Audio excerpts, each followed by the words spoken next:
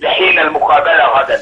طيب أنا سؤالي الأخير، احنا بقالنا فترة يعني سيد منصور بنشوف مدنيين، يعني وده كنا بنشوفه كمان قبل الثورة بس كمان رجع بقوة الأيام دي، مدنيين في صفوف الأمن المركزي.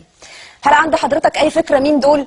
يعني احنا دلوقتي بنعرض لقطات لمدنيين ملثمين يعني بيضربوا وبيقبضوا على الناس مع عساكر الأمن المركزي.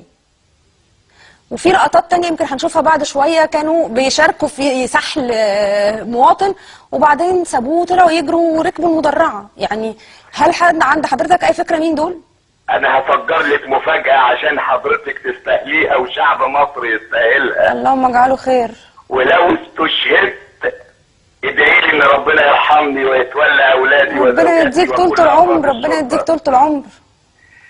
يا سيدتي الفاضلة، هم يستعينون بالبلطجية. دول بلطجية الداخلية اللي هم كانوا موجودين من قبل الثورة. بالآخر عشان ما تتعبيش نفسك، والله على ما أقول شهيد، بعض ضباط المباحث وقيادات معينة في الداخلية، وأسميها من يسمونها بالأمن الوطني.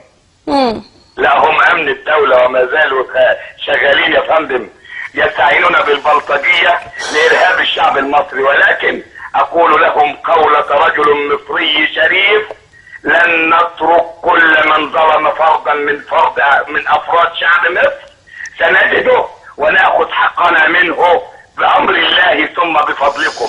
طيب سؤال أخير، لأنه كمان من ضمن اللي بيتنطور اليومين دول إنه في بعض عناصر من جماعة الإخوان المسلمين أو يعني ما يطلق عليه ميليشيات أو كده، يعني بيتم الاستعانة بها في صفوف الأمن المركزي.